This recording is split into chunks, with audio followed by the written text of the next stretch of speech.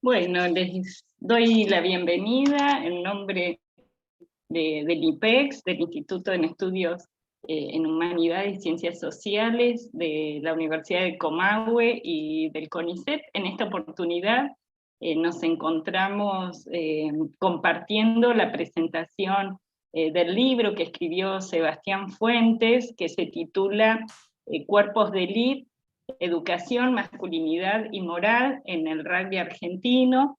Y bueno, vamos a contar con la coordinación de Juan Dupuén, que es integrante como investigador de CONICET, del Instituto del IPEX, y bueno, también les damos la bienvenida tanto a Sebastián Fuentes, al autor del libro, como a Victoria Gesagi, ¿sí?, que también está participando de esta presentación. Así que, bueno, esperamos que puedan estar conectados, sino también pueden después ver esta transmisión desde el canal de YouTube, pero bueno, todas las preguntas y comentarios que quieran compartir por el Facebook Live, pueden hacerlo entonces por ese medio. Bueno, Juan, entonces bienvenido y te doy la palabra.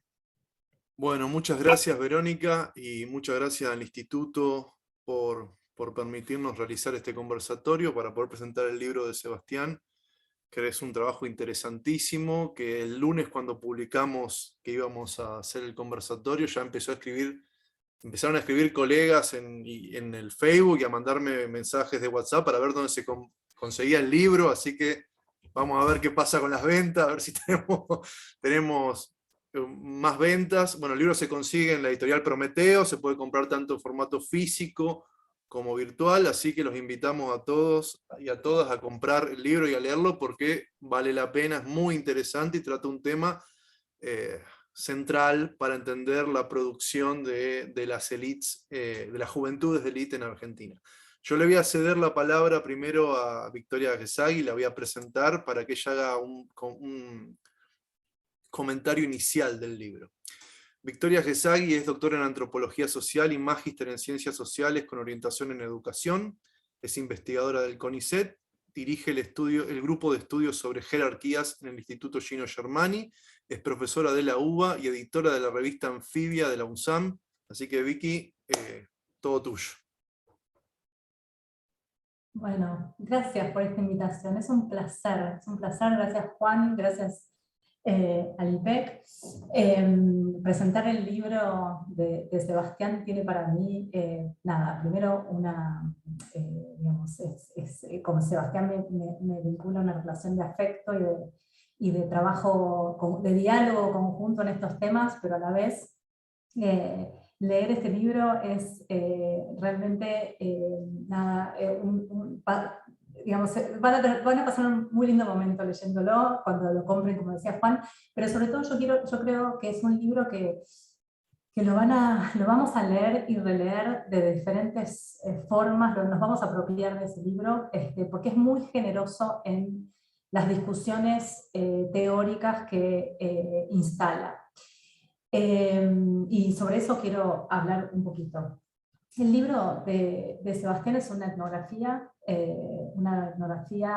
propiamente dicha, como estarían orgullosos todos los metodólogos, en el sentido de que es un trabajo que analiza una relación, la relación entre educación, deporte y desigualdad, conversa con los sujetos, vive con ellos. Sebastián realiza un trabajo de campo sumamente, el libro da cuenta de ese trabajo de campo muy extenso, en donde no solo asiste a partidos de rugby, a acompañar a los jóvenes en sus situaciones universitarias, los ve en sus clubes, dialoga con sus padres, con sus madres, los acompaña en la universidad. No solo está con ellos, sino que está con ellos mucho tiempo. Y para mí, ese es perdón, ¿se escucha el avión? No, el avión, ok, porque estoy en una ruta de aviones y todo el tiempo, bueno, genial. Para mí, ese es digamos, eso es un logro del libro en muchos sentidos. En primer lugar, porque En general, cuando los investigadores trabajamos mucho tiempo en un tema, nos volvemos aburridísimos, nos repetimos, en realidad nos quedamos cómodos en ciertos espacios. Y lo que hace Sebastián, por el contrario, es no solo construir preguntas nuevas a lo largo que va avanzando su trabajo de campo, sino profundizar en los diálogos teóricos que va dando a partir de indagar en el modo en que se construyen la juventud de élite, pero como él dice bien en el libro, en realidad lo que él está indagando finalmente es sobre el rol de la moral y del cuerpo en la producción de valor de los jóvenes, en la producción de valor de la juventud. Y me detengo ahí, sin agregarle la cuestión de las élites, porque creo que esto es uno de los puntos interesantes del libro. El libro de Sebastián realiza una contribución al estudio del cuerpo, al estudio de las juventudes, al estudio del capital moral, la relación entre capital moral y capital económico, y cómo eso construye desigualdad social. Podemos, ir a leer su libro, estemos trabajando con las élites o no, porque su preocupación justamente tiene que ver con reconstruir esta relación entre moral y cuerpo en la producción de valor de los sujetos. Y en este caso, él está trabajando en sujetos que son jóvenes y entonces construyen coordenadas de juventud. Y ese me parece el primer aporte enorme de su trabajo. Es un trabajo que puede ser leído, digamos, por distintos, así como él también, quiero decir, por ahí está también su valor, así como él no solo lee los estudios sobre las élites para pensar las juventudes y para pensar esta relación entre moral y cuerpo en la producción de valor, sino que piensa relacionalmente. Para mí fue, digamos, inevitable, cada vez, a medida que iba leyendo su libro, que iba recorriendo, digamos, cómo estos jóvenes de élite se socializan en el sistema universitario, cómo la universidad se vincula con ciertos espacios deportivos, y en ese sentido él describe cómo instituciones educativas e instituciones deportivas tienen una misión civilizadora sobre las juventudes. Indefectiblemente no podía dejar de dialogar con mi propio trabajo de campo con las élites, con las familias tradicionales, y con ese grupo de trabajos que, digamos, el que también integra Juan, de investigadores que estamos interesados por mirar la desigualdad desde el punto de vista de las élites. Y en ese sentido, creo que el trabajo de Sebastián también, en ese permanecer en el terreno, haciéndole nuevas preguntas a su objeto de estudio, que eso no significa que haya estado siempre haciendo campo en el mismo lugar, todo lo contrario. Él inicia su trabajo de campo en clubes, colegios y universidades de élite, clubes de rugby, pero después se mueve hacia estudiar cómo los viajes que esos jóvenes realizan para llevar el rugby hacia los sectores populares, o también cómo hacia el final de su libro analiza cómo se va profesionalizando el rugby. Quiero decir, su trabajo de campo es rico y se va transformando, y en esa transformación, en el sentido de dónde hace trabajo de campo, cuál es su aldea, como diría Gertz, y como citas también Sebas, va transformando esas preguntas y va enriqueciendo ese abordaje teórico. Y ahí va, creo que también profundizando en algunas discusiones que vimos desde los estudios sobre las élites, matizándolas, agregando puntos nuevos, y una de las primeras cuestiones que Sebastián complejiza es esto que hemos dicho siempre desde los estudios de la educación y las élites, de que no hay instituciones no hay instituciones en la Argentina que formen a las élites. Bueno, Sebastián complejiza la idea de institución, justamente porque se acerca a ciertas instituciones educativas, se acerca a los clubes, piensa estos espacios como espacios con una misión civilizadora sobre la edad. Él va a complejizar eso, va a brevar en una teoría de la institución que le permite mostrar ese orden institucionalizado en el cual se producen los herederos y los sectores más privilegiados en la Argentina. Y vuelvo a decir, él tiene una mirada relacional, y ahí pensaba también cómo a veces nosotros decimos, bueno, hay que mirar las élites, él lo menciona, porque dice con esta mirada positivista de pensar que falta una pieza en el rompecabezas que llenar, porque miramos a los sectores populares, pero en realidad, bueno, faltan las élites. Bueno, no, él dice hay que mirarlo porque, porque necesitamos construir una mirada relacional de la desigualdad, y en esa mirada relacional de la desigualdad, su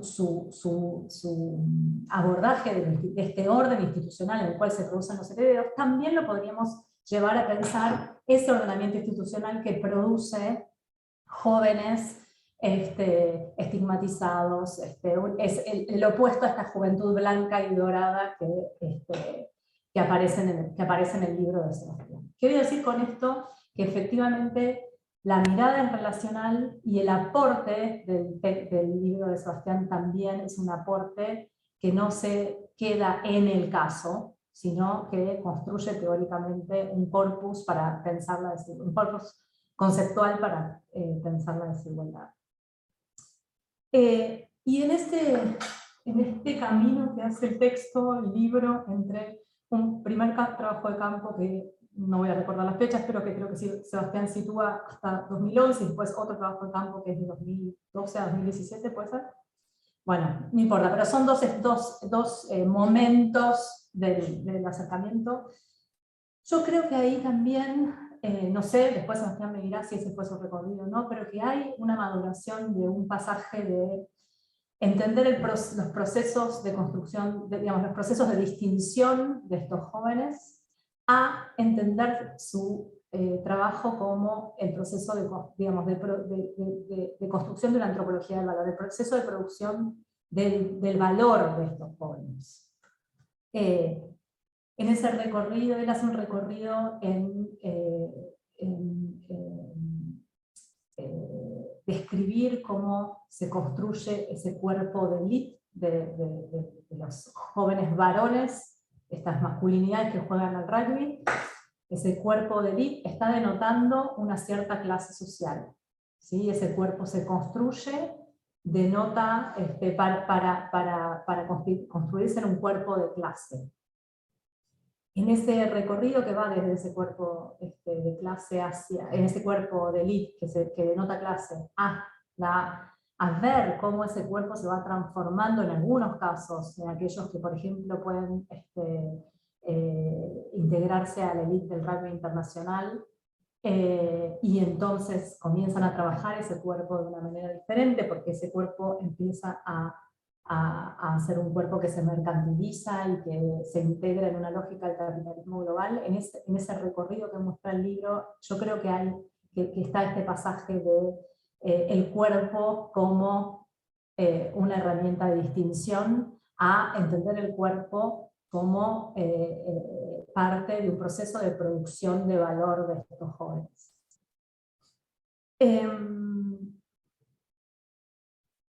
El libro es un libro que también aborda estos procesos, cómo se van construyendo estos cuerpos, y cómo estos cuerpos se vinculan a ciertos valores, a una cierta moral, a lo que Sebastián llama un capital moral, a la acumulación de ese capital moral que se relaciona necesariamente con el capital económico. Después podemos conversar sobre ese vínculo. Tengo ahí alguna pregunta que se me disparaba también en relación a mi trabajo.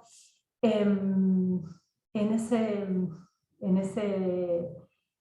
recorrido de entrar a estas instituciones que socializan a estos jóvenes, Sebastián no elude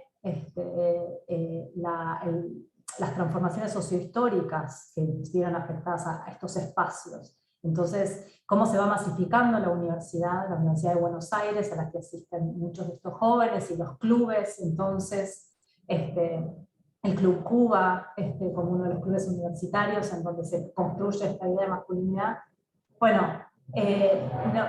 no los describe de manera estática, sino que va describiendo justamente cómo se va vinculando con, cómo van siendo atravesados por los procesos de masificación de la educación superior, por ejemplo. Y en ese sentido también realiza un aporte a los estudios sobre la educación de las élites cuando muestra justamente que aun cuando nuestras élites no accedan a, a ciertas posiciones a partir de recorridos en el sistema educativo determinado, Sebastián muestra las determinadas, los matices y los recorridos específicos y singulares que estos grupos realizan al interior de la Universidad de Buenos Aires, por ejemplo, o de la Universidad Católica Argentina. Y en ese sentido, cómo acumulan capital social, aún en una institución abierta, supuestamente, a la exposición, comillas, comillas, pero entendemos al cual los sectores medios han accedido. Bueno, el libro de Sebastián muestra cómo, cómo se producen esos procesos de acumulación de capital social que son sumamente relevantes para la construcción de estas juventudes y para el recorrido que estas juventudes van a realizar más adelante en estos espacios que aparentemente son de libre acceso y circulación para todo el mundo. Quiero mencionar además otra cuestión que me parece sumamente, estoy yendo como muy por arriba con algunas, algunas discusiones que da el libro, pero los invito a ir a indagar, a leerlo y a encontrarse ustedes con esos, con los espacios que visita Sebastián. Pero quiero decir, como contarles algunas cosas que me sorprendieron, que me dejaron pensando muchísimo. Por un lado, quienes estudiamos a las élites siempre nos vimos como la necesidad de justificar y legitimar por qué estábamos trabajando con los sujetos con los que trabajábamos, con los problemas en los que trabajábamos. En mi caso, con las familias tradicionales que iban al Newman, cuando Macri gana la presidencia y llegan a su gobierno, ministros a los cuales accedían a esos puestos porque los conocía por el colegio, yo dejé de justificar, de tener que justificar por qué era relevante estudiar a las familias tradicionales. Bueno, en el caso de Sebastián me parece que pasa algo similar con dos cuestiones. Con el caso de Fernando Báez Sosa y con la cuestión de la educación en valores. Y para mí ahí hay algo importante. Digo esto porque me parece que es sumamente importante que, cuando las investigaciones muestran su relevancia académica y social, justamente porque se vinculan y pueden hablar con la coyuntura, con los temas que nos interesan y nos interpelan. Yo creo que el libro de Sebastián, hace un aporte enorme para pensar lo que ocurrió con los rugbyers que asesinaron a Fernando. Y sobre todo, como él mismo muestra, con la interpretación que se hizo de ese caso. Me parece que allí donde todo el mundo vinculaba a los rugbyers como jóvenes de clase alta, y se estaba la discusión si eran de clase alta o no, dónde vivían, Sebastián muestra que, que es relevante mostrar cómo la violencia que está, cómo las jerarquías sociales se instauran a partir de una cierta violencia. Y que es esa violencia la que después culmina en hechos de este tipo, y muchos otros. Él también muestra cómo esa violencia no se reduce a los rugbyers y demás. Pero cuando él está mostrando cómo se construye el rugby como un deporte que forma en valores y esos valores son valores que están vinculados a una superioridad moral, ¿sí? Quienes detentan ciertos valores están en una escala de superioridad moral respecto a los otros. Bueno, esa superioridad moral, dice Sebastián, se instala a partir de una violencia intrínseca, que no, encuentro un paralelismo enorme con el planteo de Segato, de Rita Segato, y la violencia con la que se instaura la jerarquía entre los géneros.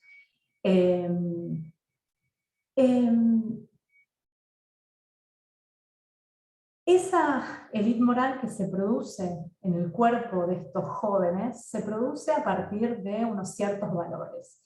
Y cuando pensamos en la educación, esta idea de la educación en valores no es restrictiva de los sectores altos. La mayoría de las escuelas, diría bueno, no lo voy a decir, la mayoría de las escuelas dicen formar en valores. Y Sebastián lo que está mostrando con esta idea de este registro de cómo se construyen los valores en un país, es que todo valor, si va a implicar una jerarquía, ¿sí?, lleva intrínseca una violencia que se desata siempre de distintas formas. Entonces, el problema con los valores no solo mostrar cómo un mismo valor puede ser interpretado de distintas maneras, como por ejemplo el compañerismo de no delatar a un amigo que asesinó a otro. Eso puede ser compañerismo también, desde ciertos, pero además ese valor se construye en relación a una jerarquía que marca marca posiciones diferenciales para los sujetos. Ahí me parece que hay una... y su libro también muestra bueno, no sé si tengo tiempo pero muestra también cómo es el capital moral y el capital económico, que a veces los pensamos de maneras separadas, están vinculados. Digamos, no hay posibilidad de construir y acumular capital económico si no hay primero, ¿sí?, o al mismo tiempo, después veremos una valoración moral sobre esos bienes que están circulando o valores que se están intercambiando. Y ahí pensaba en mi trabajo de campo también, y esto se lo dejo como pregunta después, para que si hacemos conversación, las familias tradicionales con las que yo trabajé realizaron un trabajo enorme por acumular capital moral vinculado a pertenecer a una cierta élite patricia, porque muchas veces el capital moral parecía más estable que el capital económico, ¿sí?, que lo que muchas de ellas iban perdiendo. Entonces me preguntaba cómo es esa relación entre ese capital moral y el capital económico que vos describís. Por otro lado, también hay algo que me interesa muchísimo en esa transformación que vas trazando en estos cuerpos de estos jugadores de rugby que empiezan jugando, practicando este deporte como parte de un espacio de socialización, como parte de una regulación del cuerpo que construye una masculinidad que es indispensable para la construcción de la clase. Y ahí yo también encuentro muchos paralelismos con ciertas mujeres con las que yo trabajé, que efectivamente también construyen un tipo de ser mujer que es indispensable, que es a la clase social. Es un cuerpo de clase masculina, hay un cuerpo de clase masculino y un cuerpo de clase femenina también. Pero ese cuerpo de clase también se va articulando con lógicas de acumulación de capital, que en tu caso, en el caso de Sebastián, él la ve a través de la profesionalización del rugby, en donde aparece la idea de cierto mérito asociado a el trabajo sobre la gestión del propio cuerpo, el cuidado del propio cuerpo, el entrenamiento del propio cuerpo para poder después incorporarse a un equipo de rugby profesional, en donde, bueno, donde se va imbrincando esta cuestión del mérito y en donde se conjuga una lógica, digamos, nacional con una lógica del capital global. A mí también me parece como sumamente interesante cómo nuestras élites, no, digamos, cómo las élites en general construyen digamos, su legitimidad sobre una lógica que aún en un mundo hiper globalizado no puede dejar de articularse con la lógica local, en este momento estoy pensando lo local como lo nacional, y lo global se instala también como parte de los procesos de distinción, pero en el caso de los ministros de Macri que yo estudié, que habían realizado trayectorias en empresas internacionales en el exterior, ese capital internacional tenía que ser refrendado en el espacio nacional a partir de la pertenencia a este gobierno, ¿no? A reescribirlo en una contribución al Estado Nacional. Entonces me parece ahí como Sebastián ve otro modo en que se articula esta lógica de lo nacional cada vez más atravesada por lógicas vinculadas al capital global. Por último,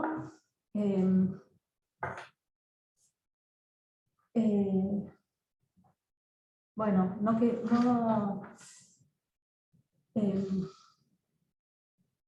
quiero dejar de invitarlos a leer este libro. Si están trabajando con jóvenes, si están pensando las juventudes, si están trabajando, están pensando, se interesan por los modos en que se construye la desigualdad, ya sea que estemos pensando los sectores populares o las élites, digamos, pensar cómo se va afinando la desigualdad de nuestras sociedades contemporáneas. Es un libro que permite, que dispara ideas y moviliza la imaginación, ya sea que estemos trabajando en los distintos ámbitos o escalas de lo social. Es un libro de teoría antropológica para aquellos que estén interesados en la antropología, la construcción de valor y la antropología del valor. Es un libro de metodología de etnografía, de ver cómo se hace buena etnografía. Y es un libro, por supuesto, para todos aquellos que estén interesados en la cuestión de, digamos, en entender cómo se construye, cómo el cuerpo está socialmente construido y desigualmente construido, y cómo esa construcción social del cuerpo dinamiza imágenes, percepciones de quiénes son merecedores de ciertos derechos y quiénes no, y en ese sentido también es sumamente interesante para quienes quienes piensan políticas en torno de estos procesos. Bueno, dejo acá por un ratito y le cedo la palabra a Juan, supongo, y después si quieren podemos continuar. Bueno, muchas gracias, Victoria. La verdad que gran parte de las cosas que planteaste creo que son centrales para conversar en torno al libro de Sebas. Yo me quedé pensando, mientras lo iba leyendo, iba buscando partes. Digo, bueno, voy a seleccionar 2 o 3 cosas para leer, y después me di cuenta que se me habían hecho 20 cosas para leer, y ya empecé a tener problemas. Bueno. Este conversatorio está hecho en el marco de un proyecto de unidad ejecutora que estudia la reproducción de las desigualdades, ¿no? Entonces, esto que vos planteaste hace un rato, Victoria, bueno, en sociedades tan desiguales como las nuestras, hay un cierto sentido común, académico, podríamos pensar, de que hay que estudiar la desigualdad por abajo. Voy a ser en esto voy a ser totalmente llano. Y si uno rastrea los congresos, por ejemplo, uno mira, ¿no? Les habrá pasado, no encuentro mesa para presentar mi ponencia sobre elites o clases altas porque todos se encargan de estudiar, que no hay ningún problema con eso, digo, lo aclaro. ¿Cuál es uno de los méritos fundamentales del libro de Sebastián? Que plantea un estudio relacional de la desigualdad y que de alguna manera logra cruzar ese estudio, o sea, logra entramar ese problema del estudio de las desigualdades, que tiene que poder mostrar las relaciones entre clases de una manera fehaciente. Es decir, cuando uno hace todo el recorrido del libro, todo el tiempo hay una cuestión entre teórico-metodológica, un planteo teórico-metodológico, que te hace ir y venir en el entramado de clases sociales. Es genial, por eso como está muy bien, Seba, muy bien pensado el libro, ¿no? Termina con el rugby social, termina con el epílogo, ¿no? En torno al asesinato de Fernando Báez Sosa, pero todo el tiempo, incluso en los capítulos que están más centrados, por ejemplo, en el Club Universitario de Buenos Aires, la construcción de una distinción moral y de clase, este entramado entre el capital moral y el capital económico, esta especie de dialéctica de la legitimación, esto de que no se puede pensar de manera separada, por lo menos si uno quiere hacer buena antropología, ¿no? Todo el tiempo está el otro, el salvaje, todo el tiempo está el salvaje de alguna manera para pensar en la noción, ya que hablamos de antropología, que estamos pensando en términos más de una antropología, me gusta más decir antropología social, pero bueno, como sea, sociocultural, etc. Pensar en ese lugar que ocupa el salvaje en la producción de las jerarquías sociales. Ese otro, el salvaje, el nicho del salvaje, como decía un antropólogo, Michel Trouchot, que murió joven, pero que tiene un texto maravilloso sobre el nicho del salvaje, digo. ¿No? Y como la antropología viene de alguna manera a, después de los relatos de viajeros y qué sé yo, viene a hablar sobre ese salvaje. Bueno, acá sería como una especie de contracara relacional. ¿Cómo se construye unas jerarquías económicas, morales, a partir de una contraposición con esa especie de salvaje que serían estos laburantes que juegan al fútbol? A mí me gustó mucho del libro, digo, ya que estamos hablando de todo esto, cómo vos todo el tiempo dialogás con los estudios sociales del deporte, digo, con los trabajos de Pablo Alabarces, de Verónica Moreira, de José Garriga Zucal, y cómo aparece el trasfondo de la violencia también, que también Vicky lo nombró y me parece muy importante. Digo, no se puede entender esta producción de jerarquías morales si no se entiende la violencia contenida en algún punto, que se juega ahí en esto del cuerpo contenido, que vos trabajás muy bien en la producción social del cuerpo del rugby, y qué pasa, qué significa, con quién está contenido ese cuerpo. Ese cuerpo frente a quiénes se contiene y frente a quiénes no se contiene. ¿Quién es ese compañero? Esto que decía Vicky, que está en el epílogo, ¿no? ¿Qué significa la lealtad con un compañero? ¿Cuáles son las consecuencias en términos de relación, de producción de alteridad de ese compañerismo? Y también pensé en los trabajos sobre antropología moral y política de Fernando Balbi, ¿no? Que él ha trabajado mucho el tema del peronismo y el problema de la lealtad. Digo, ahí también aparecen cosas, ¿sabes? Podríamos estar horas charlando, porque tu libro que cruza toda una serie de estudios que suelen estar separados, ¿viste? Estudios de juventud, estudios del deporte, estudios sobre las clases altas y elites, estudios sobre el cuerpo y la producción social del cuerpo. Vos lográs en un libro que es largo, y que sí, tiene que ser largo, porque ¿cómo haces si no? Lográs cruzar todo eso de una manera muy interesante. Y cuando empezó, dijo, bueno, este es un ejemplo de cómo se hace una etnografía. Yo lo leí de otra manera. A mí me pareció que si bien hay una base etnográfica fuerte, y yo quería leer algo al respecto que me gustó mucho, vos dialogás con la sociología y también con la historia de alguna manera. Hay un trabajo muy fuerte también, es como que, ¿cómo podría decirlo?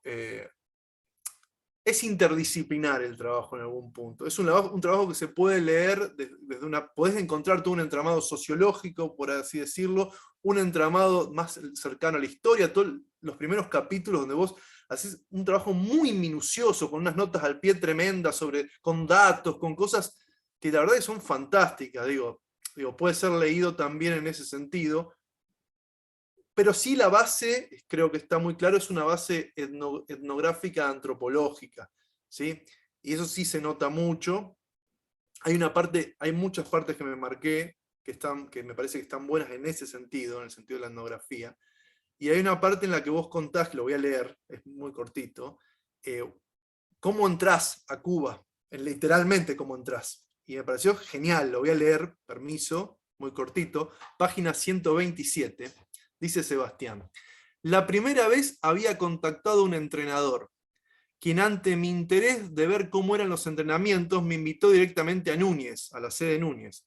Cuando le pregunté cómo hacía para entrar, sorprendido me respondió: ah, ¿no sos socio? Ante mi respuesta negativa, me dijo: vos decí, soy de rugby y seguro te van a dejar entrar. Y así fue. Llegué a la sede en mi auto y pude ingresar cada vez que la visité entre los meses de junio y agosto del 2014. Siempre había algún auto con uno o dos jóvenes, un poco menores a mí, que ingresaban antes o después. De alguna manera había traspasado una frontera social, no soy socio del club, y simbólica, dada por indicadores corporales y materiales que podían semejarme a un rugbyer del club. Llegar en mi auto, ser varón y tener un cuerpo similar al de un rugbyer por el tamaño y la conformación. El entrenador debe haber dado por hecho esta situación, por eso su sorpresa acerca de mi no pertenencia. Tenía la llave de paso, solo me faltaba la clave. Era el primer indicador de que el cuerpo funcionaba como criterio de entrada y de legitimación, de dominancia y de una masculinidad específica. Esto me pareció genial. Me acordé, mientras estaba leyendo esto, dije, me acordé que después vos lo citás, yo digo, a ver si lo cito bien o no viene Wakand y la etnografía sobre el boxeo. Y me acordé Wakand contando cómo entró al gimnasio. Digo, cómo entró en el sentido de cómo pudo permanecer, porque vos podés entrar, el problema es por ahí te sacan, por así decirlo. Igual él cuenta, digo, no, porque yo justo soy blanco, pero tengo un francés, entonces no le resulté chocante. Él trata de entender cómo ese cuerpo que no tiene nada que ver con los cuerpos de los boxeadores que están ahí, de una cuestión de clase, étnico-racial, etc., logra permanecer, trata de encontrar. Y yo creo que vos acá mostrás cómo tu propia corporalidad te permitió de alguna manera, o sea, te reconocen como alguien que puede pasar por un rugbyer. Interesante. Una pregunta para hacerte o para pensar, para elucubrar es, bueno, ¿qué pasaría si vos tuvieses otra corporalidad? ¿O qué pasaría si sos una mujer, por ejemplo? ¿Cómo sería una etnografía, esta etnografía hecha por una mujer? Me pregunto. Es interesante, creo yo, para pensarlo. Eso fue ya en la lectura me pareció una linda pincelada de un tema que siempre aparece, bueno, cómo hago para entrar y cómo hago para permanecer y cómo construyo el lazo de confianza, cuando a veces estas instituciones tienen muchas barreras de entrada, cuidan mucho su lugar y hay que ver si te pueden reconocer como alguien con quien conversar de alguna manera. Digo, ¿qué rasgos tuyos pudieron de alguna manera ser reconocidos como positivos para entablar este tipo de conversación? ¿Y cuáles no? Vos podrás contarlo, digo, si querés contar algo al respecto. Después también hay un diálogo muy lindo, pasa que no me quiero poner a leer todo, con unas chicas que hablan de... Sí, es buenísimo, te reís porque ya te acordaste. Felicitas. Con Sí, Felicitas, la hermana. Sí, es célebre ese diálogo, es célebre. Son dos hermanas charlando con Sebastián, y bueno, es muy lindo, es un diálogo bastante largo, que se van contando cosas, una le dice a la otra, no, pero ¿cómo vas a decir eso? Donde aparece también esta especie de contención de decir y de contener al mismo tiempo lo que se puede decir del otro. Digo, esto de cómo aparece en el lenguaje la diferenciación, las categorías morales, cómo aparece el otro, y cómo también hay una especie de estrategia para hablar del otro sin decir alguna cosa que se les escapa, evidentemente, por eso una le dice a la otra, pero no voy a decir lo que le dice, pero ya lo van a encontrar, como diciendo, no, pero ¿cómo vas a decir eso? Entonces, es bastante interesante ese diálogo para ver también cómo aparecen las categorías morales y de jerarquización en una conversación, ¿no? Bueno, ahí tengo un montón de cosas anotadas para leer, no las voy a leer, ya les digo. Yo dejo por acá, lo voy a presentar a Sebastián, que nos va a contar, y después seguimos conversando, que creo que vamos bien de tiempo, así que vamos a poder conversar.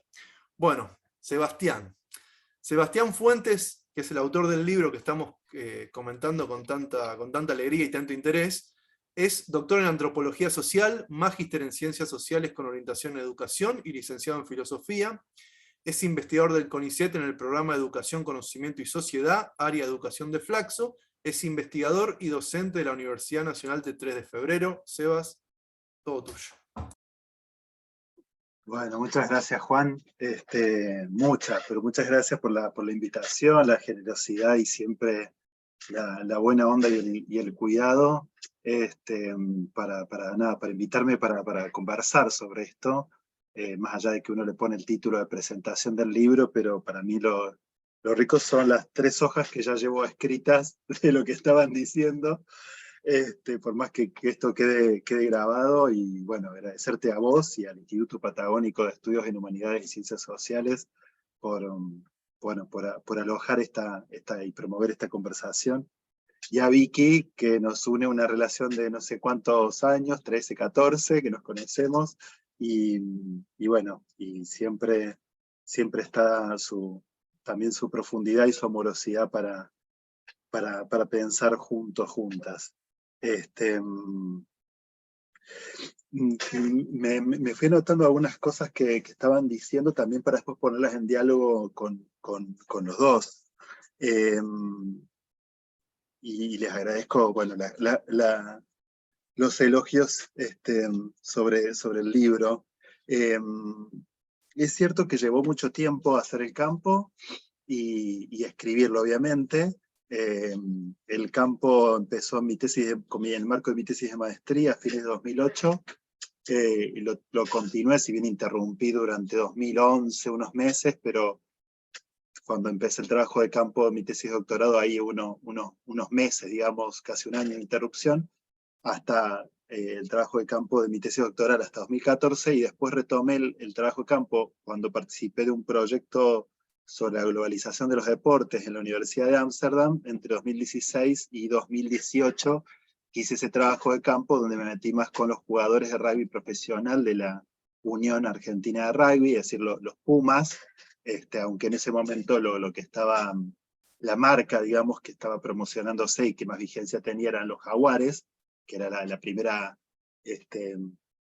franquicia, como se le denomina, de la Unión Argentina de Rugby y del rugby argentino, digamos, en la historia del rugby argentino, la primera franquicia. Entonces me fui ya más a ver esas experiencias de estos jugadores, y después fui a hacer también este trabajo de campo en Formosa, con el interés puesto en el rugby social, y específicamente en el rugby indígena, digamos, porque si bien el rugby social acá estaba, y se sigue practicando acá en distintos clubes o en distintas ONGs, en el ámbito del AMBA, digamos, donde hice previamente el trabajo de campo, ahí necesitaba yo también un desplazamiento, algo que está mucho digamos, en la tradición etnográfica, digamos, también necesitaba un desplazamiento que fuera físico, geográfico, y con, digamos, marcas culturales de alteridad que fueran también más disonantes para mí en relación con el trabajo de campo previo que había hecho, ¿no? Y que un reflejo, digamos, de esa naturalización que uno va haciendo también está, digamos, en lo que acabas de leer, Juan, esta escena de mi ingreso al club, ¿no? Digamos, esta posibilidad de entrar al campo por tener algunos elementos, marcas, condiciones en común, digamos, con mi tribu, digamos. Entonces ahí produje ese desplazamiento intencional.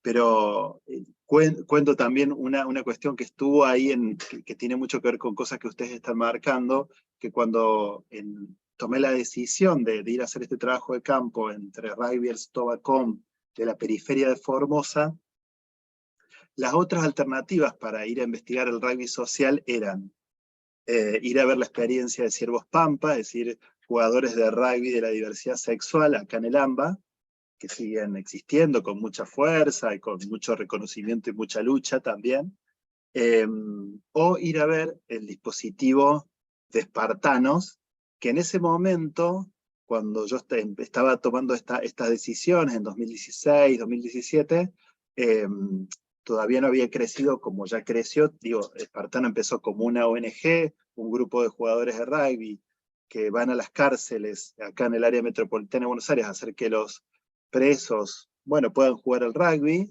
a transformarse en una política pública, digamos, hacia 2019-2020, el Servicio Penitenciario Nacional tomó esto como una política pública. Es decir, sigue existiendo el Espartanos como una organización, como una ONG, pero tomó la decisión de que haya rugby en un montón de cárceles, no en todas, pero sí en un montón de cárceles del país. Entonces ahí uno puede ver, digamos, también un entramado de relaciones entre las élites que forman parte de este mundo, y son élites morales, digamos, porque se ubican muy claramente en el rugby como un dispositivo de disciplinamiento y de inclusión social, digamos, pero también como en la expansión misma del rugby que está viviendo, digamos, el rugby desde hace ya varias décadas, por la transformación del deporte como un espectáculo y como un lugar de acumulación de valor económica en nuestras sociedades capitalistas, ¿no? Y eso me lleva a esta cuestión que señalabas vos, Vicky, al inicio, sobre la cuestión del valor, que para mí, digamos, fue un desplazamiento. Yo venía como embalado con estudios de juventud, educación de élite, análisis del cuerpo, y ese era mi marco teórico, digamos, ¿no? Ahora, cuando me puse a tratar de, cuando escribí el libro, a insertar la investigación en una discusión que no fuera solamente de nicho, no, lo cual no está mal, digamos, porque en definitiva hacemos investigación académica y especialidades, subespecialidades, ultraespecialidades, bueno, pero mi interrogante era, bueno, ¿qué aporta esta investigación para pensar qué es lo valioso en la sociedad argentina? ¿Cómo se produce lo que pensamos que es valioso, de maneras tácitas o explícitas, digamos, ¿no? Entonces, para eso tuve que recurrir, digamos, a Salins, a Greber, digamos, a la antropología del valor, para también distanciarme un poquito más de la discusión ultra especializada sobre las élites, ¿no? Y ahí, digamos, hay esta distinción entre el capital moral y el capital económico, es, por así decirlo, estructural de ese análisis. Y por ahí, para quien no ha leído el libro, traigo un ejemplo de eso, para que se entienda de al menos una faceta de qué estamos hablando, ¿no? En uno de los capítulos del libro analizo y cuento cómo los adultos que históricamente se opusieron a la profesionalización del rugby, y acá abro un paréntesis, el rugby en el resto del mundo empieza a profesionalizarse a partir del 95. Profesionalizarse, simplificando, quiere decir que los jugadores sean reconocidos como trabajadores, es decir, cobran un ingreso, un honorario, un salario, a cambio de vender su fuerza de trabajo, digamos, ¿no? Hay otras dimensiones más de la profesionalización, no me meto ahora en eso, pero diría que ese es el dilema central. Y instala el profesionalismo rentado, instala un corte con el amateurismo. Esto es, juego al rugby porque me gusta, porque es una recreación, porque estoy con mis amigos, porque me gusta el deporte, me produce placer, y consigo mi ingreso con otras fuentes, ¿no? Como son universitarios, consiguen sus ingresos por sus profesiones o porque poseen, digamos, heredado o conseguido, o ambas cosas, grandes capitales económicos, posesiones de tierras, empresas, etc. Entonces, la profesionalización se instala en el resto del mundo del rugby, en las otras potencias del rugby. Argentina lo es, en el 95. La dirigencia del rugby argentino se resistió a esa profesionalización. Ahora, estos actores que se resisten a la profesionalización, que son los dirigentes de los clubes de rugby más tradicionales de la Unión de Rugby de Buenos Aires y por consiguiente de la Unión Argentina de Rugby, son managers, son poseedores de capital, es decir, es gente que está acostumbrada a manejar dinero, a dirigir talento humano, para usar categorías caras, digamos, a estos sectores, ¿no? Recursos humanos. Entonces, digo, la pregunta ahí es, ¿por qué se resisten tanto estos estas personas, estos dirigentes, que en sus ámbitos de trabajo están acostumbrados a producir valor económico, o a producir valor económico para otros, ¿no? Siendo CEOs de distintas empresas, ¿por qué es que se resisten tanto, digamos, ¿no? ¿Por qué se resistían tanto a la profesionalización? Y ahí aparece esta disputa que uno la puede, digamos, puede encontrar una cercanía y una analogía fuertísima con el planteo de Bourdieu en La nobleza de Estado, ¿no? ¿Cuál es la relación entre el campo económico y el campo intelectual? ¿No? Era en el análisis de Bourdieu, ¿no? Entre, digamos, el capital que te produce, que te deja, que generas, que genera el campo intelectual, la academia, la universidad, con quienes detentan el capital económico. Bueno, acá hay una analogía muy fuerte entre lo mismo, entre el campo económico y quienes se diferencian por la posesión de los bienes económicos, en contraposición con el campo moral, como un subtipo de capital simbólico. Ahora, la cuestión ahí es que uno ve que se trata de las mismas personas en distintos ámbitos, ¿no? Como estar sentado en el mismo lugar y atendiendo distintas ventanillas, diríamos, ¿no? Y ahí, a mí me despertaba la pregunta, hay una cuestión que se ve en los estudios que otros colegas han hecho sobre la profesionalización de los deportes, tanto la histórica, digamos, ¿no? Para poner como ejemplo la historia del fútbol en la Argentina, la profesionalización del fútbol que aconteció hace un siglo, digamos, ese inicio, o la de la profesionalización de los deportes a nivel global actualmente, digamos, los últimos 20, 30 años. Y uno ve que la discusión ahí es, bueno, los deportes que antes eran amateurs, que antes eran prácticas de sociabilidad con otras intenciones no económicas, bueno, pasan a ser, digamos, el capitalismo se mete en todo, pasan a ser un lugar de producción de valor. Entonces, digamos, estaríamos, por así decirlo, con un nuevo fascículo, digamos, un nuevo capítulo de cómo el capital se mete en todo y transforma las relaciones que antes aparentemente no eran económicas, y destruye el campo moral, digamos, ¿no? Vamos a decir así, un término nativo, destruye los valores, que es mucho de lo que estamos hablando.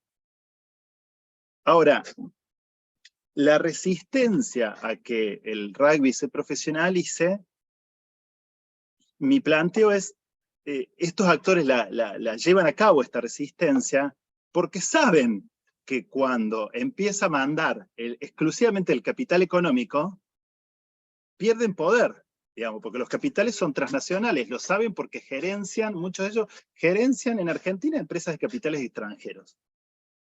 Digamos, se mete el capital económico, perdés poder, digamos, ¿no? Porque la lógica es la lógica económica de acumulación de ganancias y ventajas. Entonces, obviamente que esto es una perspectiva más del análisis, ellos no dicen eso. Ahora, mi análisis sobre eso es que, y ahí viene la conjunción de género, es que ese capital moral, el sostener al rugby como un espacio de valores y no como un espacio para hacer guita, y no dejar que el dinero intruse, es también una estrategia simbólica de la masculinidad hegemónica. Acá mandamos nosotros, no manda otro. Una masculinidad hegemónica nacionalista también, ¿no? Porque en términos nativos era, el capital económico viene de afuera, y concretamente viene de afuera, digamos, porque la Organización Internacional de Rugby, la ahora World Rugby, antes la International Rugby Board, manda plata a la Unión Argentina de Rugby para la profesionalización, para incentivar el rugby de mujeres, para formar técnicos y referís para prevenir los accidentes y todas las medidas de seguridad que tiene el rugby.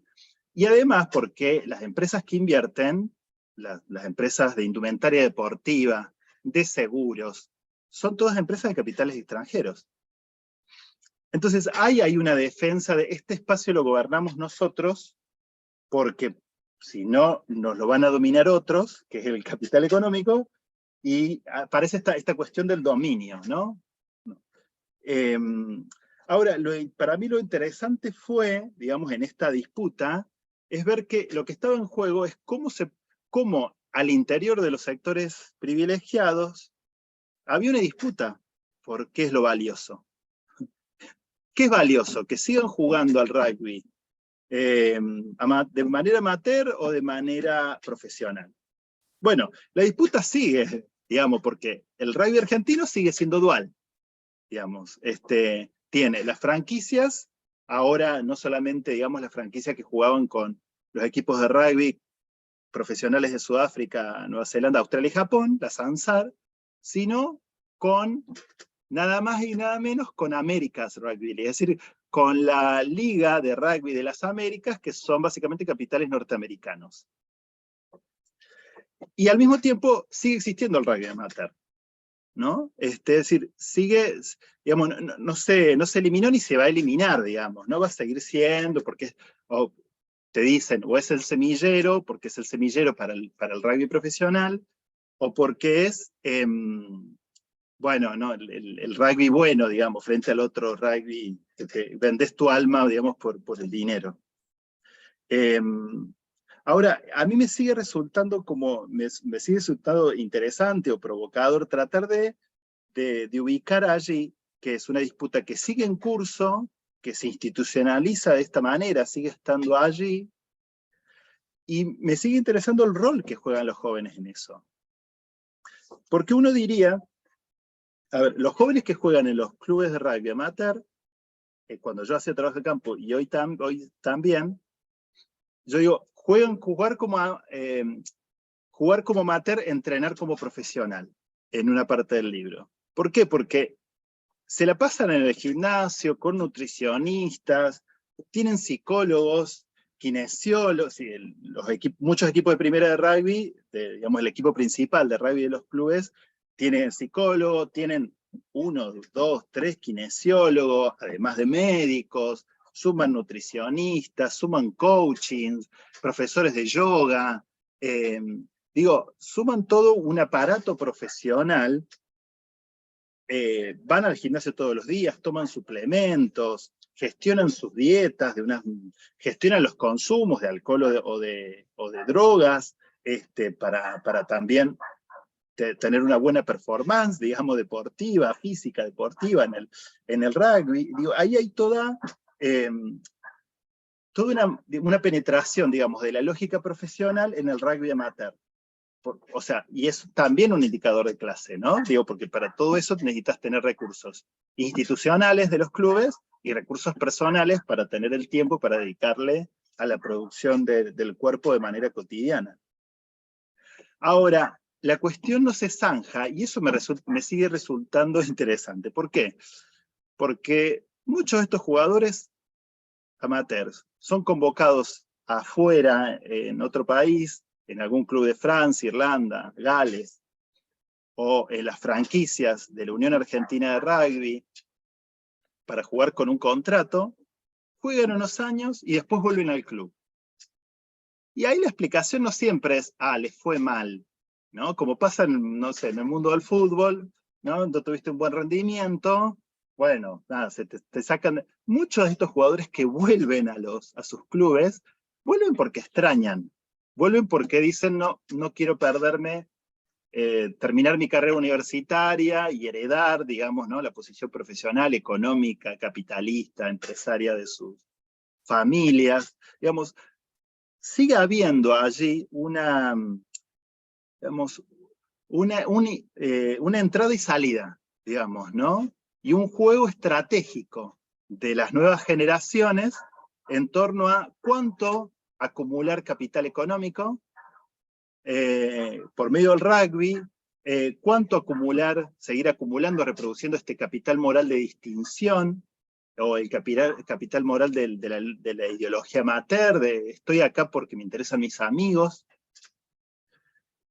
Y a mí, lo traigo esto porque también me resulta interesante planteárselo a esta cuestión no zanjada. Me interesa planteárselo a Vicky, pensando en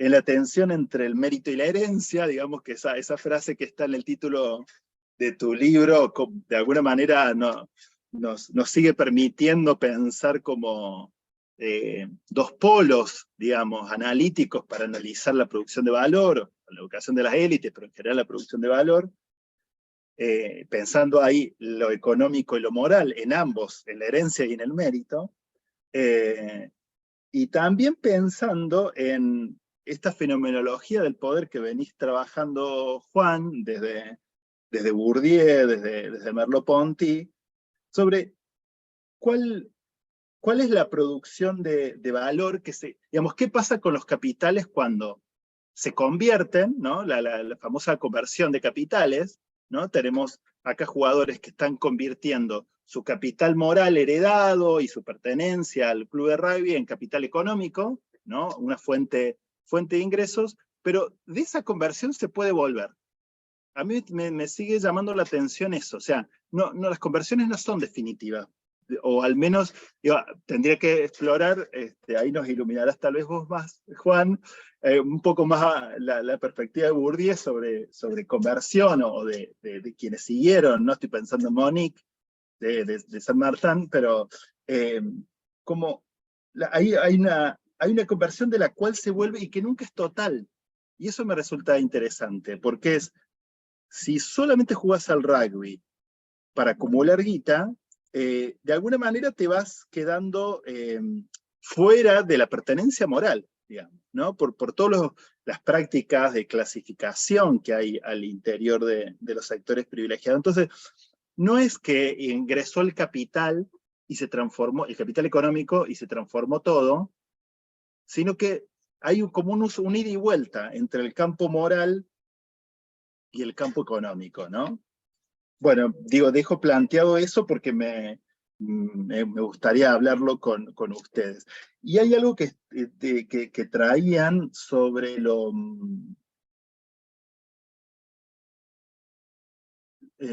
sobre los valores y sobre la cuestión de lo estable. A ver, digamos, el capital moral, el valor moral es más estable que el valor económico, algo que traías vos, Vicky, yo diría sí, digamos, ¿no? O sea, en la investigación aparece claramente que en estos sectores sociales, alrededor del rugby, de determinadas universidades, de determinados barrios, escuelas, del AMBA, hay gente que tiene mucho capital económico, otros que tienen mucho menos capital económico, o familias que han tenido mucho y ahora tienen menos. Digamos que atraviesan, bueno, los ciclos de la economía argentina, digamos, que no es que... Sí, estaba pensando eso. Es una pregunta para Argentina que seguramente asumirá otros formatos en otros sentidos. Sí, es nuestra economía, nuestra sociedad, nuestras transformaciones. Ahora, puede disminuir el capital económico y lo mismo ser parte. Ahora, eso no quiere decir que no cambie en otra escala temporal, creo, el valor moral de estos grupos sociales. El Club Universitario de Buenos Aires, que es uno de los clubes donde hice trabajo de campo, el CUBA, defendió durante 100 años la literalidad del estatuto. El Club Universitario de Buenos Aires se funda como un club antirreformista, una reacción a la reforma universitaria de Córdoba en 1918 para decir, nosotros estamos en contra de la politización de la universidad. Entonces crean el club, un club deportivo, social, toda esa tipología que en general ya conocemos. El estatuto dice que el club reunirá a universitarios.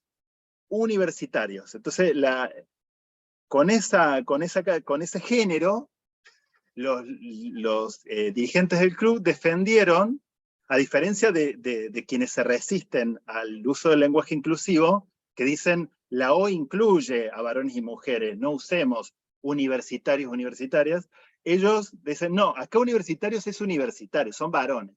Entonces las mujeres no podían votar ni ser votadas para integrar la comisión directiva del club.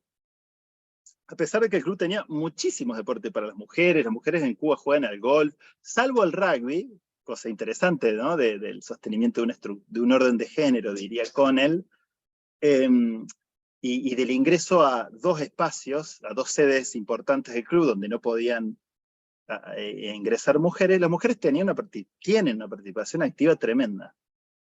Bueno, finalmente, antes de la pandemia, se hizo una especie de plebiscito en el club, que tuvo mucha repercusión en la prensa porteña, y ganó el voto, digamos, fue que se modificara el estatuto para que pudieran las mujeres votar y ser elegidas. Entonces uno puede ver que ahí hay también una transformación, resultado del activismo de las mujeres al interior del club, ¿no? Y de también la percepción de muchos varones del club que percibían esa jerarquía y esa discriminación como algo anacrónico, digamos, ¿no? Que también los dejaba mal parados frente a la sociedad. Y esto también, vuelvo a traer lo de la relacionalidad que ustedes señalaban sobre el libro, las élites están todo el tiempo expuestas. No hay una vida. Sí, hay acuerdos económicos, políticos, judiciales, que se desarrollan en las bambalinas, a los cuales no accedemos, salvo que se filtren chats, pero, digamos, lo que hay es una élite que responden también a su imagen social, y para las cuales esa imagen social es importante. Y quiero decir una cosita más, pero para ahora darles pie a usted, porque une 2 cosas. Esta frase que leía Juan sobre mi ingreso al club, a una de las sedes del club para ir a hacer observaciones del entrenamiento de rugby, hay una cuestión que me acuerdo que cuando estaba haciendo el doctorado en 2011, una profesora nos hizo leer el libro de Philippe Bourgeois, Vendiendo crack en el Harlem. Se llaman, no estoy seguro si estoy reproduciendo el nombre bien, En busca de respeto. En busca de respeto. Ese libro. Ahí está. En Se busca de los respeto. recitar. Ese. Bueno, Sabina Frederick, en Métodos Etnográficos, nos hizo leer ese libro. Y ahí yo veía todo el tiempo cómo Bourgeois se pone en juego en el análisis del dato. Digamos, no están los observados y analizados, y él, por otro lado, él está implicado, que es un poco, Juan, lo que vos traías de Huacán, ¿no? Con el Vox. Ahora, digamos, lo que a mí me pasó en ese día que fui por primera vez a la sede Núñez, bueno, era un dato de qué era lo que se jerarquiza, lo que se valora, lo que se naturaliza en este grupo social. Después me encontré con otras cuestiones, cuando me decían, mirá, yo una vez pedí en un club los datos de los socios para hacer un análisis de la pertenencia, de los perfiles de los clubes, y no me lo dieron, y la respuesta que me dieron es, mira, vos sos universitario, sos de CONICET, confiamos en vos, somos universitarios nosotros también, es decir, había ahí otro factor de cercanía que construía la relación etnográfica, pero nosotros somos antiperonistas, somos un club antikirchnerista, y no queremos estar expuestos, ¿no? O sea, había ahí digo, en esa simple respuesta de negación de acceder a los datos de los socios, era, nosotros somos importantes, nos van a espiar, tenemos sospecha de que nos espían, ¿no? Era un indicio de la autopercepción, ¿no? Del lugar en la sociedad donde se ubicaban. Entonces, digo, ahí me parece que, no sé si la aprendí también, pero digo, me inspiró un montón ese planteo de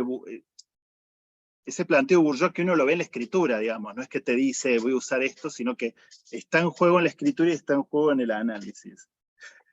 Hace unos años, hablando con Vicky, voy a hacer un disclosure, Vicky, de una pregunta que me hiciste, que me la anoté, como hay que anotar siempre en etnografía, anotamos, registramos. Vicky me preguntó de qué manera me parecía, voy a traducirla, de qué manera me parecía que mis nativos leían mi identidad homosexual, digamos, ¿no? Porque, digo, por ahí puedo parecer, como dice este fragmento que leíste vos, Juan, puedo parecer de cuerpo rugbyer, pero empiezo a hablar y, digamos, todas las marcas típicas de una masculinidad hegemónica sobre el amaneramiento, digamos, se me caen las plumas, diría en términos más coloquiales, ¿no? O muevo las manos, etc. Y a mí, volví a revisar algunas notas de campo, no encontré nada en mis notas de campo sobre eso, pero el planteo de Vicky, también me hizo pensar la pregunta de Vicky me hizo pensar en que, digamos, de qué manera en estos espacios sociales se leían las identidades no heteronormativas, digamos, ¿no? Y o se disfrazaban bajo todas mis apariencias universitarias, ¿no? Entonces quedás como medio disfrazado, enmascarado en esas marcas, ¿no? O también la invisibilización, ¿no? No mirar eso, no tematizarlo, o que eso también es simplemente un buen trato, digamos, ¿no? Porque hay gente que te trata bien, y eso hay que decirlo, ¿no? No hay que construir fantasma, pero... Y sí encontré un dato, eso cuando una vez una familia, la madre, y con esto termino, la madre de Felicitas y Belén, de las que vos traías el diálogo, mencionaba Juan, la madre de ellas, una vez en una entrevista, una familia que tenía en un club de varones solo hijas mujeres. No tenía hijos varones. Y la madre me dice, bueno, acá las chicas no tienen mucho lugar si no les gusta el hockey, por eso las chicas iban a jugar al fútbol, a una cancha de fútbol 5, fuera del club, en ese momento, y me dice, y hay un chico, me dice que, bueno, juega al hockey. Pero parece que es medio puto, es homosexual, entonces se fue a jugar a otro club, digamos, porque no hay lugar para ellos acá. Y no me lo decía en términos como de reforzar, me lo decía como preocupada desde un lugar también muy maternal, digamos, ¿no? Como si hubiera sido su hijo, digamos, ¿no? Entonces digo, también ahí aparece relacionalmente en la etnografía datos sobre los valores nativos, ¿no? No sé si respondí 4 años después a una pregunta tuya, Vicky, pero...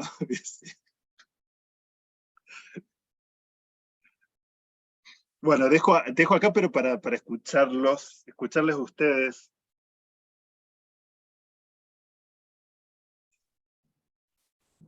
Bueno, sigo súper agradecida, la verdad es que ha sido un placer escucharles y, bueno, yo tengo algunos comentarios, pero leo lo que fue apareciendo en la transmisión, ¿sí? Tenemos 2 comentarios, uno de Joaquín: excelente propuesta, gracias por mostrarnos la cocina de una investigación tan relevante, me gustaría saber cuán generalizables son estos resultados para el conjunto de la Argentina, o si en todo caso existen particularidades que hacen a los casos regionales, es decir, siempre la construcción de una élite es algo relacional y local, pero existen circuitos en los que circulan ideas y que tienden a argentinizar la relación entre élite y fútbol. En pocas palabras, ¿cuánto tiene de local ambas? Y cuánto de nacional este vínculo. Y después Gustavo dice, sumamente interesante esto que señala Sebastián. También pienso cómo las transnacionales usan ese lugar que ocupa el rugby a través de sus íconos, Pichot, para ingresar a los territorios como el rugby hidrógeno verde, el vaca muerta de Río Negro.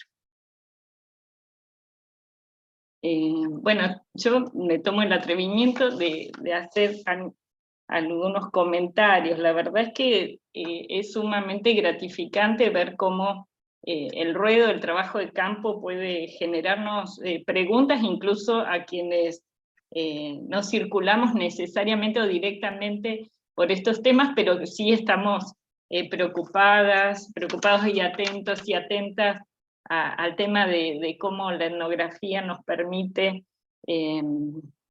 dilucidar, ¿no es cierto?, todos estos matices, pero además pensar las corporeidades y los circuitos de los diversos capitales que se dirimen, ¿no?, en relación a las clases sociales. La verdad es que las escuchaba y no podía, preocupada también por las cuestiones del cuerpo, pero también pensando las desigualdades en relación al acceso a la alimentación, ¿no?, al tema de la modelación de los cuerpos. No podía dejar de no recordar el clásico de Patricia Aguirre, ¿no?, sobre ricos flacos y gordos pobres, ¿no?, como allí hay marcas en las posibilidades también nutricionales y de cómo eso impacta claramente en las posibilidades de presentación de corporeidades tan distantes, ¿no?, tan obscenamente además diferenciadoras de una estética, pero además de una puesta en escena de esa corporeidad, ¿no? El tema de los alimentos. Y que además yo también pensaba, bueno, yo he trabajado más con trabajo rural, ¿no? Y entonces, bueno, como también hay una preocupación que no es solo vinculada a las élites, para pensar por ahí las tensiones, en relación al disciplinamiento y a la modelación del cuerpo, en función también para la permanencia en ciertos circuitos, como pueden ser los mercados de trabajo, ¿no? Digamos, como esa modelación tiene marcas de clase también para la clase trabajadora, digamos, cuerpos resistentes, cuerpos expuestos a largas jornadas de trabajo, digamos, necesitan también no solo determinado tipo de nutrición, pero centralmente garantizar la permanencia en esos circuitos a partir de sostener cuerpos fuertes, ¿no? Palermo por ahí lo trabajó en el circuito petrolero, ¿no? Pero quizá también pensar cómo esa modelación, esas marcas de la clase en el cuerpo también acontecen en algunos circuitos laborales, especialmente las masculinidades que se piensan, ¿no es cierto?, necesariamente desde la resistencia en el trabajo, desde la fuerte exposición del trabajo, ¿no? Que además garantiza también el imaginario, esa permanencia de la habilitación a cierta permanencia, pero también la proyección de la movilidad social, ¿no? Cuando decías... Sebastián, con esa minucia, ¿no es cierto?, de cómo pensar esa resistencia a la profesionalización, yo me preguntaba, bueno, ¿no aparece también como un riesgo de que se cuelen algunos otros sectores sociales para pensar en una proyección de acumulación de capital a partir de esa profesionalización? Porque el contrapunto me parece que es el fútbol, donde el imaginario deposita, ¿no es cierto?, para los sectores populares ese imaginario, esa representación de, bueno, salvarse, salir del potrero, bueno, justo todo el mundial, me parece, el equipo de fútbol de Argentina un poco mostró, ¿no es cierto?, esa construcción relacionada a pensar una movilidad social a partir del deporte, ¿no? Y parece que el rugby siempre se mantuvo, ¿no es cierto?, como un lugar privilegiado desde el cual quizá me imaginaba, ¿no? Fantaseaba con esta idea de que si el rugby comienza a circular por otros lugares, algunos otros sectores no deseados, o como Juan decía, esos que son considerados en términos de alteridad, puedan colarse, digamos, en una profesionalización, y rompe eso que vos decías, eso tan atado o tan equilibrado entre el capital económico y el moral, ¿no? Como un riesgo, poner en riesgo aquello que se preserva en tanto exclusividad de un circuito elitizado, ¿no? Bueno, nada, eso se me ocurría, y además, bueno, pensar en esas construcciones de alteridad que alguna vez vos lo mencionaste recién en algún momento, vinculado al estatuto del club que excluía a las mujeres. Bueno, yo me preguntaba, bueno, indudablemente la alteridad no solo opera en relación a otras clases sociales subalterizadas, sino claramente las marcas de género y además las identidades sexogenéricas disidentes o pensadas no hegemónicas, ¿no? Sí, muchas gracias, Verónica, por los comentarios, las preguntas, y a los colegas que también me hicieron por Facebook. La cuestión de la generalización es bien interesante, porque yo diría que claramente el riesgo está en porteñizar la Argentina, digamos, ¿no? De hecho, cuando estaba terminando el libro, la cuestión era si poner el rugby argentino, cuento esta intimidad. Si estaba hablando del rugby argentino, estaba hablando del rugby de Buenos Aires, porque muchos de mis trabajos previos era siempre, digamos, tener este cuidado. Yo soy de Córdoba, trato de no asumir la lógica porteñocéntrica, pero obviamente que se me cuela.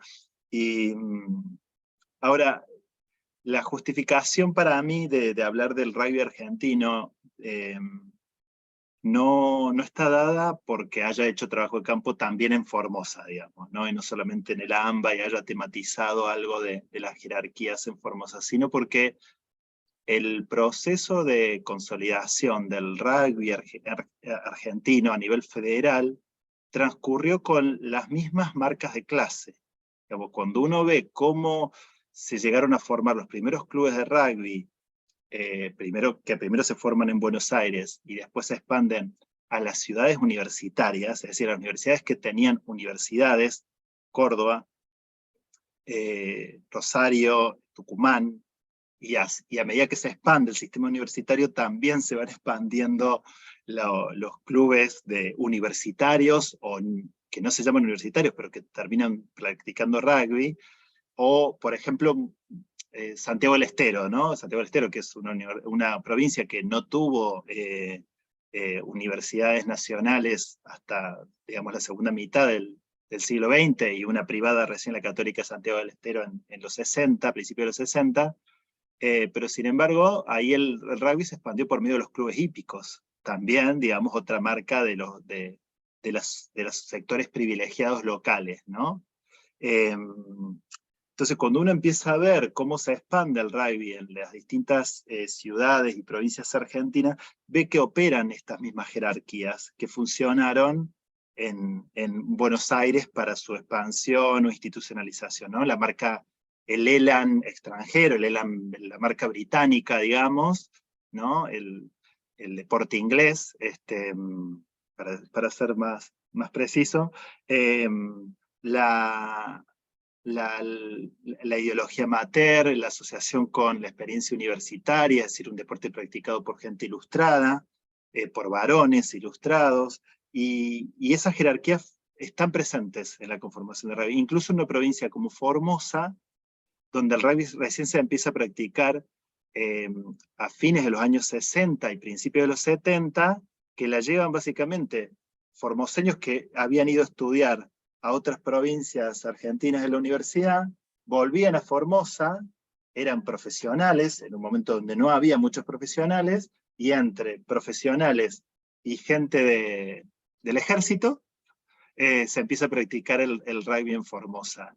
Y uno ve que la Unión de Rugby de Formosa está conformada por sectores de poder local. Obviamente que cuando, digamos, el análisis de las élites tiene que ser contextual, aún asumiendo que las élites de Buenos Aires tienen, digamos, hay otra lógica de conformación sobre frente a quienes se producen como tales, ¿no? Pero cuando uno ve las jerarquías locales en Formosa, ve esas mismas marcas, digamos, ¿no? Entonces eso es lo que a mí me lleva a hablar del rugby argentino y no del rugby porteño o de Buenos Aires. Hacer esa historia y ver también cómo que obviamente que las realidades son distintas, pero hay lógicas de esas jerarquías, de esas estructuras de poder que son análogas, ¿no?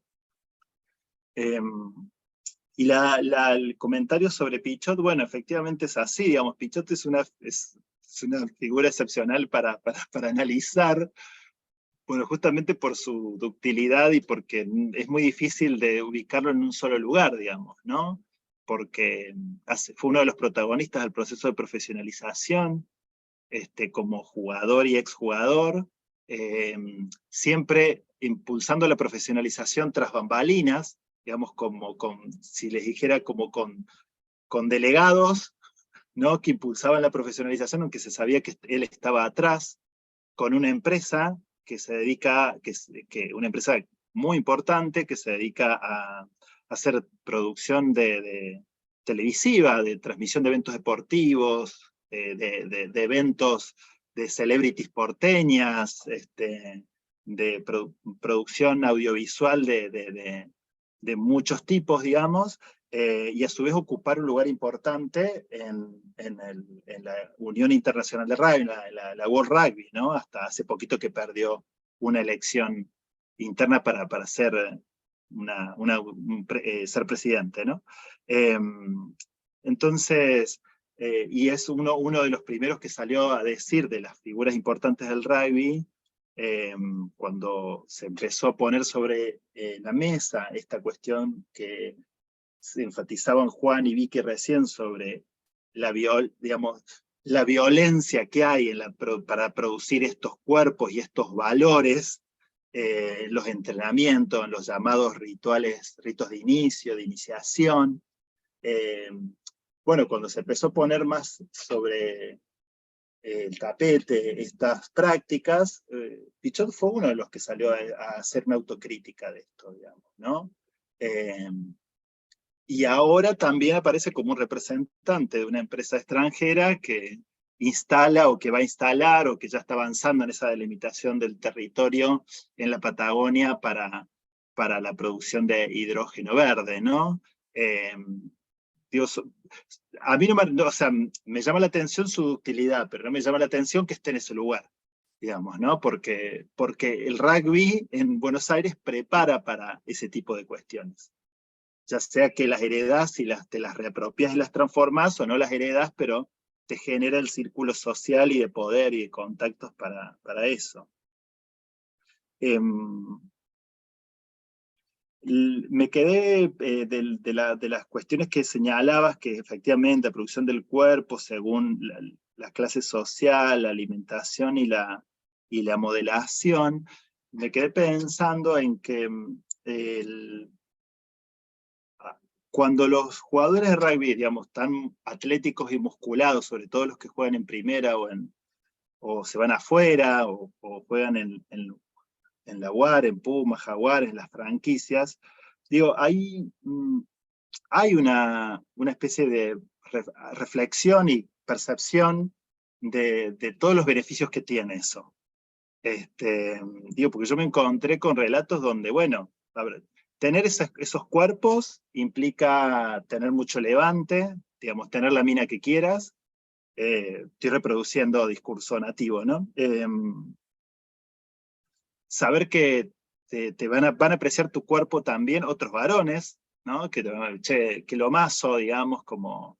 Entonces hay, digamos, no solamente los clubes profesionales, los equipos de primera de los clubes amateur hacen también giras internacionales, una tradición del rugby argentino o del rugby de Buenos Aires, Córdoba, Santa Fe, capaz, ir a hacer una gira al extranjero y, por ejemplo, no sé, los de Cuba, no sé, van a Australia y las fotos que suben son de ellos en cuero en la playa. Van a jugar al rugby con un club australiano, pero digo, la performance es esa, ¿no?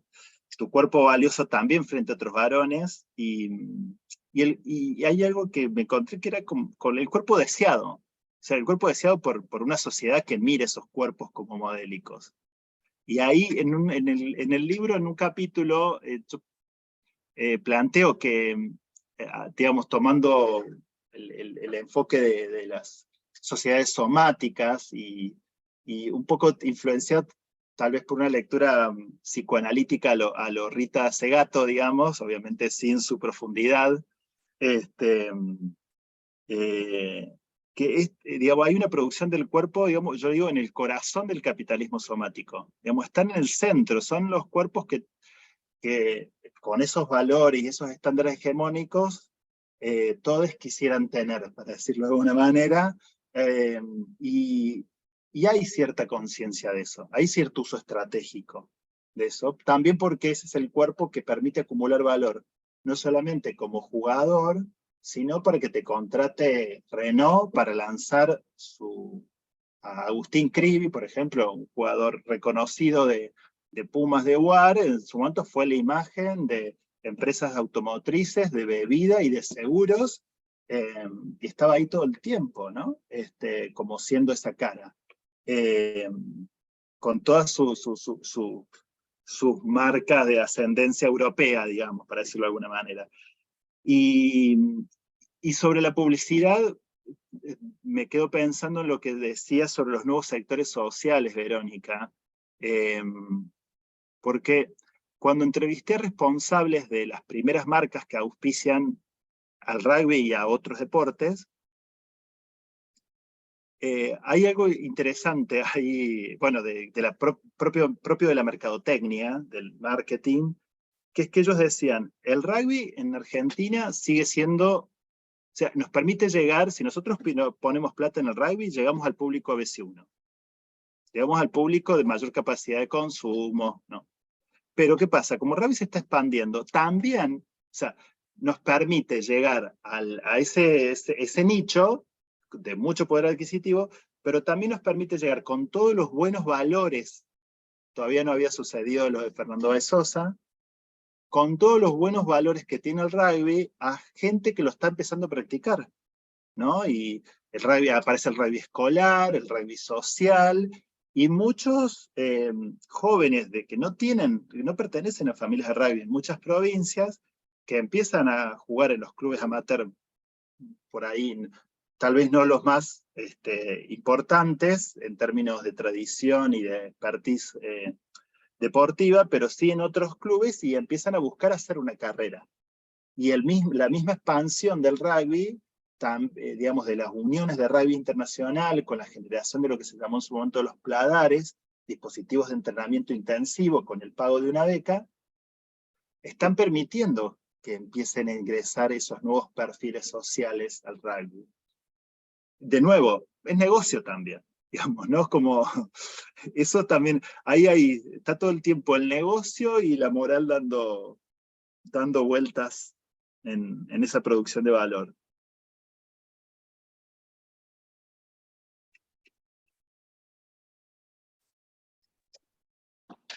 Qué bueno. Leo que hay otro comentario, se van animando mientras hablas. Escribe Juan Bautista Paiva, dice: hola Sebastián, el año pasado pude leer tu libro, te felicito por el trabajo, me está ayudando mucho en mi camino de doctorado, me llamó la atención cómo te referís a los cuerpos de los atletas como cuerpos máquinas que constituyen un dispositivo. ¿Cómo pensás esto en relación a los debates en torno a la salud mental, el género y otras aristas que tomaron mucha fuerza en el debate público durante la pandemia? Disculpad si ya te referiste a esto, pude ingresar recién hace un ratito. Qué bueno. Sí, lo del cuerpo máquina tiene que ver con esta conciencia autorreflexiva que tienen los jugadores que se dedican intensivamente a esto, de tratar de, digamos, de generar un cuerpo que tenga mucha fuerza y resistencia, dependiendo también de la posición que se ocupa en el juego, ¿no? Porque hay perfiles diferenciados en el rugby. Es decir, una producción intensiva de un cuerpo fuerte y resistente al golpe, entonces tiene que haber producción muscular, no solamente para tirar, digamos, para empujar, sino tiene que haber una producción muscular muy fuerte para resistir el golpe del otro jugador, una caída, un tackle, y no terminar herido o lastimado, ¿no? Y está no solamente, digamos, la producción intensiva muscular, sino también bueno, la regulación de la alimentación, del sueño, de los consumos, de la diversión. Es decir, cuando yo hablo de cuerpos máquinas me refiero a generar un cuerpo que, bueno, que permita producir, digamos, que permita lo que sería para un trabajador en una línea de montaje, o, bueno, acá es producir en términos de tener un rendimiento deportivo, físico, atlético, acorde a lo que se demanda, pero es sobre todo la reflexividad sobre el cuerpo como una potencia, ¿no? Y ahí también aparecen asociados sentimientos, hay una preguntada también sobre género, digo, aparecen esa capacidad de usar el cuerpo de manera estratégica como un medio, ¿no? Como un medio para, bueno, el rugby en parte no es solamente llegar con la guinda al campo contrario, sino es también someter al otro en las instancias de los scrum, los rack, digamos, ¿no? Es decir, voltear al otro, ahí hay una instancia también de sometimiento, digamos. Lo que pasa es que el sometimiento ahí se juega, digamos, es un ejercicio de poder físico en función de un oponente al que se considera un par, ¿no? Esto de que es un juego de caballeros, ¿no? Que respetan estos valores. Con respecto a la salud mental, yo ahí no tengo muchos datos, pero sí lo que puedo decir es que cuando relevé, que tiene que ver también con la cuestión de los consumos, cuando relevé en Argentina, cuando se produce un caso de doping, la agencia nacional que registra eso, por ley, los registra, digamos, y esos registros son públicos, en cualquier instancia deportiva. Que esté organizada, digamos, que tenga un reconocimiento. Cuando yo me puse a ver en qué deporte aparecían los doping detectados, me encontré con que el deporte más presente era el rugby. Cosa que en el mundo del rugby hay una cierta conciencia sobre eso. Los clubes de rugby hacen talleres sobre consumos problemáticos para las familias y para los dirigentes, pero los hacen más diciendo, bueno, el alcohol, el tercer tiempo, chupar de más, etc., pero no te hablan mucho del consumo de otras sustancias. Ahora, en el registro, el deporte que más aparece es el rugby, lo cual también, digo, marca una alerta sobre qué está sucediendo allí, digamos, más que fútbol, más que tenis. El tenis también era uno de los deportes más presentes, pero el rugby le ganaba, ¿no? Bueno, ahí hay un problema nativo, digamos, que no se está abordando mucho. Ahora se está abordando más la cuestión de género, y eso también es una novedad. Muchos clubes empezaron con, bueno, tenemos que dar talleres, sensibilizar, darle más lugar a las mujeres, pero bueno, los clubes de rugby más tradicionales, esto siempre lo digo, y más reconocidos, siguen sin tener rugby de mujeres. El rugby de mujeres se está desarrollando por iniciativa de la World Rugby y de la Unión Argentina de Rugby en clubes de otros sectores de clase, esto que preguntaba, que traía Verónica, de otros sectores de clase y clubes con menor tradición deportiva en el rugby. ¿Puedo sumar unos comentarios a esto que dice Sebas? Exactamente, te iba a decir. Ahí va. Gracias.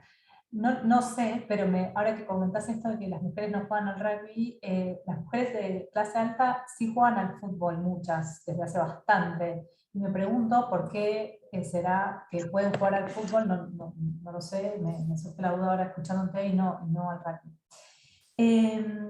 Me parece que lo que identificás respecto a la resistencia a la profesionalización, como el capital económico subsume, digamos, termina dominando al capital moral, es algo que yo también registré en mujeres que no querían ir a trabajar, digamos, preferían no ir a trabajar a una empresa, sí, digamos, porque cuando iban a trabajar en las empresas se tenían que acomodar a la lógica del mercado y de la meritocracia en una empresa, las capacidades, la competencia era digamos, abierta con los distintos sectores sociales. Entonces, yo recuerdo que había una mujer que me decía, para ser una segundona en una empresa soy la reina del hogar.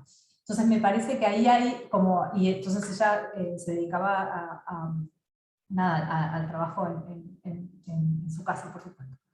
Me parece que hay algo súper interesante de cómo el capital económico termina introduciendo estas lógicas que son más democráticas, comillas, pero quiere decir que son menos controlables. O sea, efectivamente, esto que suscribo esto que decís, que se pierden el poder cuando ingresa el capital económico. Y respecto de ahí me parece que también traes algo que es interesante y que es digamos que es una discusión en los estudios sobre las élites, que es justamente mostrar cómo las élites no están fuera de la sociedad, están atravesadas por los procesos hegemónicos, tienen que, digamos, negociar, articular y muchas veces construir su privilegio en lógicas que no son siempre, que no les son siempre favorables, ¿sí? Como que la dominación no les regala nada. A ver, no, lo estoy diciendo de una manera demasiado simplista, pero quiero decir, hay ahí también un trabajo de construir el propio lugar que tiene que dialogar con lógicas que no controlan totalmente. Y en lo de la reconversión del capital, me haciste acordar a estos CEOs que volvían a la Argentina, y pensaba, bueno, cómo muchas veces, digo, el caso de Pichot, que es una figura justamente, o muchos otros dentro de los Pumas y demás, que son exitosos afuera, profesionales exitosos, hay un momento que ese éxito se corta. Si no lograste como efectivamente acumular cierto capital económico, volver y anclarte en ese capital familiar, moral, etcétera, etcétera, es una estrategia, volver al país, quiero decir, en esto todo decías, bueno, algunos extrañan y demás. Bueno, también porque afuera, ¿quién logra hacer una carrera exitosa en el exterior? O sea, digamos, también ahí hay una competencia que es muy grande, justamente. Entonces, bueno, obvio, como es la versión nacional de esta mujer que decía, para ser una segundona afuera, vengo a la Argentina y soy el rey del rancho.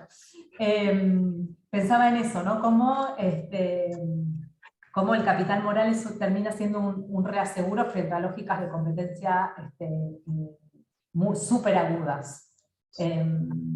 Y esta mujer, digo, estas mujeres, Vicky, perdón que te interrumpí, sí, pero perdón, tiene que ver con, para conversar, tío, hay una percepción sobre, al decir esto, ¿no? La reina del hogar. ¿No? Sí. La reina del hogar, digo, ¿qué percepción hay ahí? No te diría sobre el feminismo, pero sobre el lugar de la mujer, porque de nuevo son élites, como venimos diciendo, por nuestras investigaciones, que no es que están en una burbuja, digamos, están expuestas, forman parte también de transformaciones sociales. Como, digo, porque el feminismo también trae como otras jerarquías, digamos, ¿no? Sí. Otro modo de construir las jerarquías. ¿Y se cuela algo de eso ahí? Es interesante tu pregunta, porque bueno, respecto de la gran movilización y politización de los feminismos en el último tiempo, en el grupo con el que yo trabajé, que es un grupo muy particular, y no quiero generalizar con eso a todas las mujeres en posiciones de élite, por supuesto, hay mucha resistencia a ese feminismo que se politiza, que milita, que va a la plaza, etcétera, etcétera. Pero a la vez, su reivindicación de ese lugar en el grupo familiar también se realiza, se legitima desde lógicas que podríamos llamar feministas liberales, por supuesto, pero como justamente, ¿se acuerdan de ese texto de Ginsburg que ella va a ver por qué sus compañeras universitarias se negaban al aborto, se negaban digamos, eran pro vida, digamos? Y encuentra que la defensa de la vida, en ese caso, tenía que ver con defender los derechos de las mujeres. Bueno, en este caso también hay una conciencia muy grande de lo que significa estar expuesta en el mercado laboral, de lo que significa bueno, el mundo del trabajo y todas sus lógicas, lo que cuesta compatibilizar la lógica del cuidado cuando los chicos, yo también entrevisté muchas mujeres con hijos a cargo en edad de escolar pequeños, ¿no? Probablemente eso también podría estar influenciando en sus trayectorias laborales. Pero frente a ese descuido, ese capitalismo que no contempla las relaciones de cuidado, etc., bueno, tengo el privilegio de no depender de un salario, decía esta mujer. Y efectivamente eso era construido como un privilegio, no dependía de un salario, podía quedarse en su casa cuidando a sus hijos pequeños. Y lo hacía también en una lógica de reivindicación del derecho de la mujer a elegir y a resistir la lógica del capital que te impone Wow. digamos, no contemplar. Re interesante, porque es también la resistencia, ese avance y reivindicación de la elección, que también es fundamental en el feminismo. Sí, por eso digo que es como un feminismo, si se quiere, más liberal, en el sentido de esa reivindicación individual de la elección del derecho individual. Pero también inscritas en un sistema que efectivamente somete a las mujeres y a los varones, o sea, a la vida, las relaciones afectivas y de cuidado están sumamente subvaloradas en la esfera de la reproducción. Wow.